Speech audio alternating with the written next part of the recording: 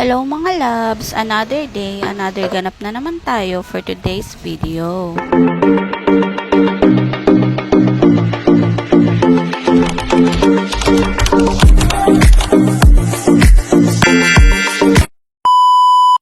Paalis na nga si Daddy papunta sa trabaho at maaga nga din nagising ang bunso ko. Binuksan ko na nga lang muna ang TV para manood siya dahil nga madami pa akong gagawin na mga hindi ko nagawa kagabi. Pagpasensyahan nyo na nga lang muna yung kalat na makikita nyo dahil mamaya ko na yan gagalawin pagkatapos namin mag-almusal. Binigyan ko na nga lang muna ng pagkain ng bunso ko at habang kumakain nga siya, ay hinugasan ko na nga rin yung mga pinagkainan namin kagabi na hindi ko nahugasan. Sobrang bigat na naman kasi ng pakiramdam ko at namamanhid na naman nga ang katawan ko. Kaya naman hinayaan ko na lang muna ito at ngayon ko na nga lang ito ginawa. Hindi ko na nga rin ito inutos sa mga bata dahil nga nakahiga na nga sila. Kaya naman pinagpabukas ko na nga lang ito at ako na lang din ang gagawa dahil panigurado na naman nga na tanghali na naman magigising ang mga ate. Hinahayaan ko na nga lang din muna sila matulog ng mahaba hanggat bakasyon pa dahil nga pagdating na naman ng pasukan ay maaga na naman silang gigising para pumasok. Pinapatulog ko nga yan sa tanghali kaya nga lang minsan naman ay nagtutulog-tulugan lang. May time pa nga na pinapatulog ko sila pero ako nga yung nakakatulog. Kaya naman ang ending, ako yung tulog, sila naman yung gising. Hindi ko rin naman kasi maiwasan na hindi makatulog dahil nga palagi rin akong inaantok at ang sarap din kasi humiga lalo na kapag sumasakit nga yung balakang ko. Minsan na lang din kasi makahanap ng magandang pwesto lalo na kapag nakahiga dahil nga hirap na hirap talaga akong makahanap kung anong posisyon ang gagawin ko sa paghiga at pagtulog. At ang natapos na nga ako sa paghuhugas dito ay pinunasan ko na nga rin itong lababo namin at mag-aalmusal na nga rin muna ako. Kinahaponan nga inilagay ko nga yung maliit na lamesa sa labas para naman doon sila magsulat. Napakainit din kasi ng singaw dito sa loob ng bahay namin kaya naman pinalabas ko na lang din muna. At habang nagsusulat at naglalaro nga si Ate Alexa at ang bunso ay nagtitiktok naman si Ate Jade. Kunwari pa nga nahihiya magpa-video pero sa totoo lang gustong gusto talaga niya na binibideo siya.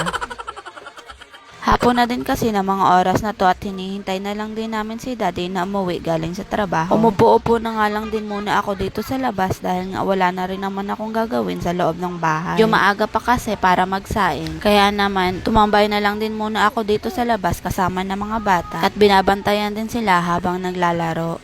At yan na lang po muna for today's video. Thank you for watching everyone. Ingat and God bless!